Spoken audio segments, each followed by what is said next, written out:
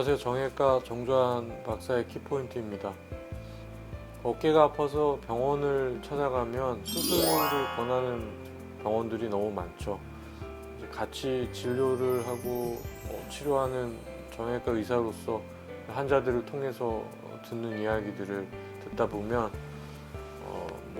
의료진의 입장도 이해는 할 수 있지만 또 환자 입장에서는 굉장히 오해가 있을 수도 있는 부분이고, 사실 수술을 많이 권하는 그런 병원들이 있는 것도 사실입니다. 요새는 대학병원을 가도 수술의 실적 때문에 수술을 많이 권하는 분위기인 것 같기도 하고요. 또 3차 병원, 아주 큰 병원에 가게 되면 또 어깨 질환에 특히 인대 문제 같은 경우에는 이제 진료나 수술 자체가 하면 할수록 병원 그 실적에 마이너스가 되기 때문에 또 그런 병원에 가서 또 진료를 보면 약만 주고 몇 달 동안 약 먹으면서 버티라고 무성의한 진료를 사실 받는 환자들도 많이 있고요. 그래서 오늘은 어깨 치료에 있어서 어깨 인대 문제가 생겼을 때 어떤 경우에는 수술을 받고 어떤 경우에는 수술을 받아도 되지 않는지 정말 정확한 이야기를 좀 해드릴까 합니다. 어깨 문제에서 이제 흔한 문제들이 석회성 힘줄염하고 인대 염증, 인대 부분 파열, 또 완전 파열 이렇게 있을 수 있는데요. 석회성 힘줄염 같으면은 어깨 안에 석회가 생기는 이제 문제인데 돌이 생겼다고 오해하시는 분이 있는데 그런 거랑은 전혀 다른 문제고요. 석회는 세포가 좀 성격이 바뀌면서 염증성 물질이 생긴 거죠. 그래서 그걸 이제 오래 놔두게 되면 저절로 없어지는 경우들이 많지만 좀 딱딱해져서 처음엔 치약 같다가 부필 같은 상태가 되면 좀 잘 안 없어지고 오랫동안 좀 문제를 일으키는 경우도 많고 한데, 이제 석회의 기본적인 치료는 사실 충격파 치료랑 약물 치료죠. 염증을 일으키니까 약을 좀 먹고 어깨 기능이 떨어지지 않게 운동을 해주면서, 충격파 치료는 실제적으로 이제 그 석회가 있는 부분에 충격을 줘서 그 석회가 흡수되게끔 하는 치료인데요. 몇 번 해야 되냐 물어보는 환자들이 있는데 사실 여러 번 해야 됩니다. 일주일에 한두 번 하면서 두세 달은 해봐야 조금 이제 없어지는 경험을 하실 수 있지 않을까 싶고요. 너무 아파서 잠을 못 자거나 하면은 스테로이드 주사를 맞기도 합니다. 근데 이제 염증이 너무 심해서, 석회로 인한 염증이 심해서 염증에 의한 문제들이 너무 심할 때, 유착이 심하게 돼 있거나 이제 통증이 심해서 야간 통증이 잠을 못 자게 하는 정도거나 하면 주사 치료가 필요하죠. 주사 치료랑 약물 치료, 체외 충격파 치료로 버티면서 이제 경과를 보는 게 맞고요.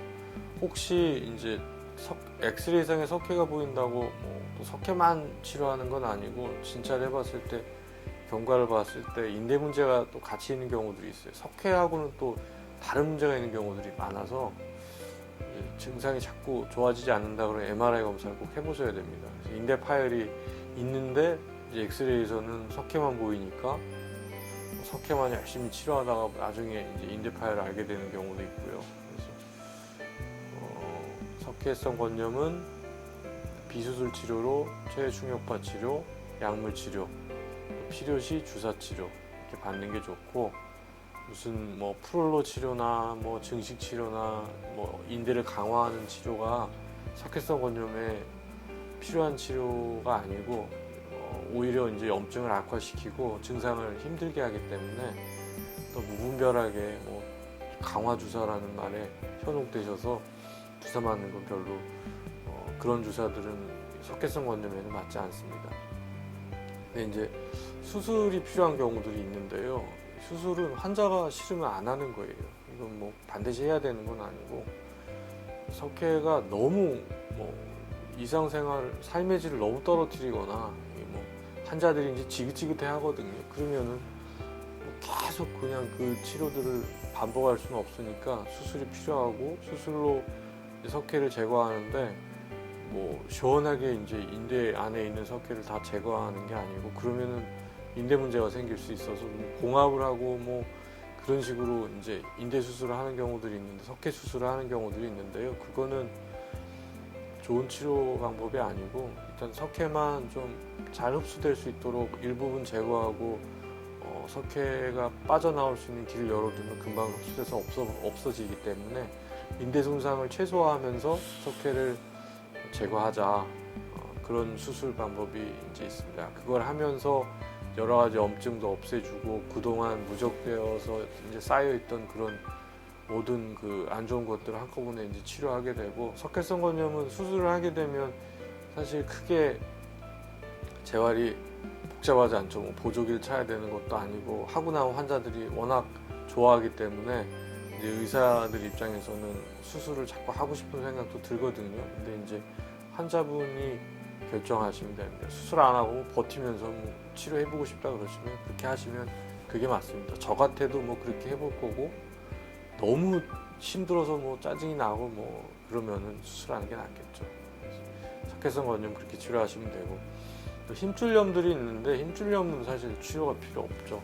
염증으로 뭐 수술이 필요한 건 아닌데 염증을 일으키는 이제 원인 중에 이제 인대 극상근이 이제 왔다 갔다 하는 그 공간이 있는데 거기 지붕이 있거든요. 그래서 지붕뼈가 있는데 지붕뼈가 이렇게 자꾸 긁는 경우들이 있어요. 그거를 이제 충돌증후군이라고 하는데 그것도 뭐 우리나라 국민이 모두 뭐 충돌증후군인 것처럼 뭐 다 충돌증후군이라고 그러는데 그것도 맞지 않고요.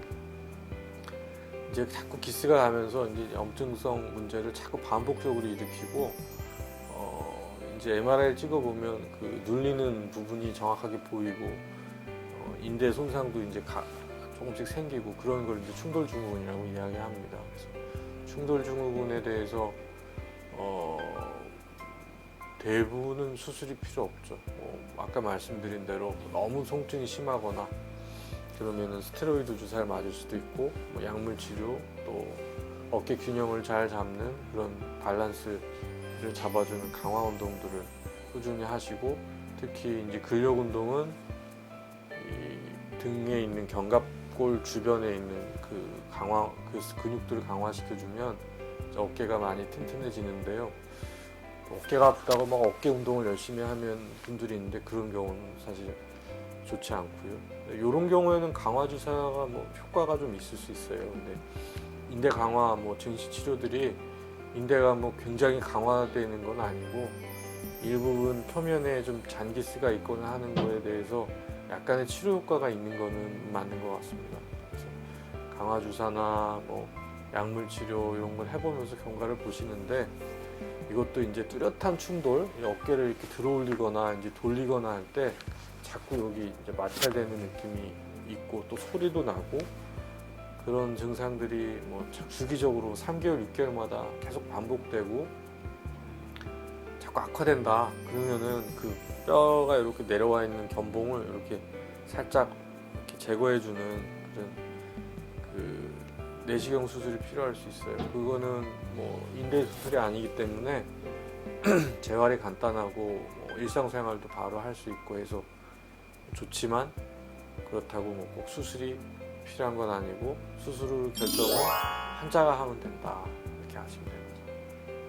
힘들어 죽겠다 이것 때문에 그러면 수술하시면 맞습니다. 인대 파열의 가장 이제 애매한 게 부분 파열이고 부분 파열이 굉장히 많기 때문에 이제 의사를 잘 만나서 진찰을 하고 치료 계획을 세워서 치료를 하고 경과를 보다가 수술을 결정하는 게 좋은데요. 부분 파열 대부분은 수술이 필요 없습니다. 그래서 뭐 간단한 그 증상 치료, 뭐 주사 치료, 체외 충격파 치료, 뭐 약물 치료, 강화 운동, 도수 치료 이런 치료들 중에 이제 환자분한테 적합한 치료들을 뭐 환자분한테 잘 맞는 무슨 뭐 일하시는 분들이 직장 생활하면서 그런 치료들을 뭐 계속 받기 힘들고 그런 분들은 뭐 약만 좀 드시면서 뭐 자가 운동을 좀 해보신다든지 너무 심하면 주말이나 뭐 야간에 잠깐 치료받으러 오신다든지 하는 그런 방법으로 치료를 하셔야 되고 부분 파열 대부분은 치료할 필요 없는, 수술 필요 없는데, 이제 아까 말씀드린 대로 지붕에 이제 뼈가 있어가지고 뼈가 이렇게 내려와 있어서 자꾸 긁으면서 진행되는 상황인데, 이게 꼭 계속 악화되고 환자가 이것 때문에 계속 치료를 받아야 되고 힘들고 뭐 이러면 수술이 낫고요.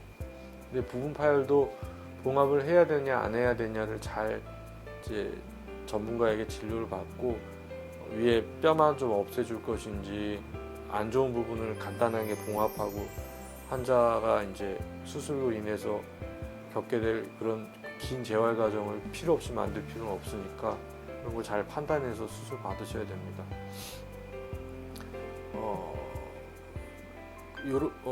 그리고 이제 완전히 꼭 수술해야 되는 경우도 있어요. 이거는 이제 환자분이 선택할 수가 없어요. 이제 인대가 완전히 파열된 경우, 작은 사이즈라도 완전히 떨어진 경우에는 이제 봉합을 해줘야 돼. 이게 저절로 붙지가 않아요. 뭐 주사를 넣는다고 붙지도 않고, 뭐 위에다가 뭐 약을 뿌린다고 이게 고무줄이 찢어졌는데 이게 가서 이렇게 붙을 수가 없잖아요. 그래서 자꾸 벌어지고, 이제 나중에 자꾸 커지면 공사가 커지고, 그러면 공사가 클수록 해놓으면 별로 좋지가 않아요. 그 결과가.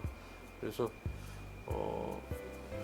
완전 파열은 수술을 해야 되는데, 환자분하고 이제 주치의하고 계획을 잘 잡으셔야죠. 지금 안 하면 안 된다고 해서 뭐 환자가 겁먹고 뭐 다른 데 가가지고 이상한 치료 받고 있으면 안 되니까요. 그래서 그 주사 뭐 필요하면 뭐 너무 통증이 심하면 주사도 맞을 수도 있고 약도 먹을 수도 있고 한데, 환자가 뭐 언젠간 수술을 받을 수 있도록 뭐 환자한테 맞는 계획을 잘 세워줘야 됩니다. 그래서 뭐 약물 치료를 좀 버티면서 보시다가 뭐 여름이면 올 가을이나 겨울에 하신다든지 이렇게 하고, 그동안에 엉뚱한 데서 치료받고 고생 안 하시도록 잘 계획을 세워주는 게 중요하다고 생각합니다.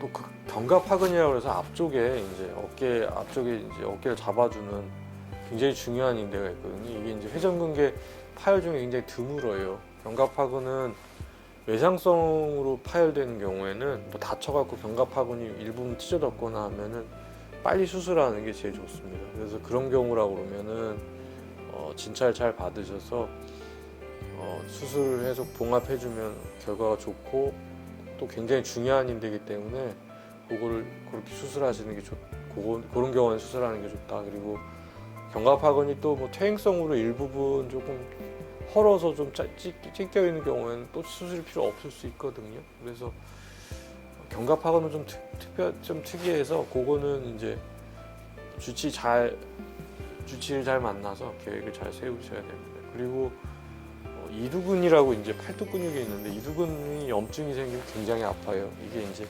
환자들이 대부분 어깨가 너무 아프면 이두근 염증이 생기는 거예요.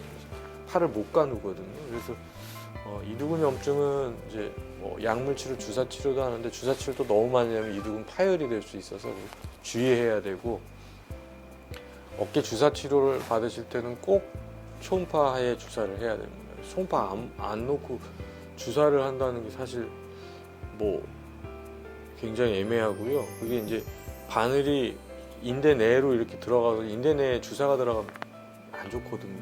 그게 이제 인대가 상할 수도 있고, 이두근 같으면 잘못하면 파열됩니다. 그래서 꼭 비싸더라도 비용을 지불하시고 초음파에다가 주사를 맞으시고요. 또 초음파 볼 때 이제 인대 상태도 일부분 볼 수 있기 때문에, 초기에 이제 비수술 치료로 주사 치료를 할 때 초음파 하에 주사를 맞는 게 뭐 경관절 학회 권고 사항이기도 합니다. 그리고 지금 다 설명드린 게 이제 환자분들이 접할 수 있는 일반적인 어깨 질환의 거의 대부분이고,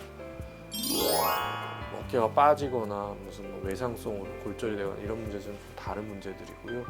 이런 문제들, 지금까지 설명드린 문제들은 제가 지금 말씀드린 게 정답이고, 그렇게 계획을 세우셔서 치료를 잘 받으시면 될 것 같습니다. 정형외과 정주환 박사의 키포인트였습니다. 감사합니다.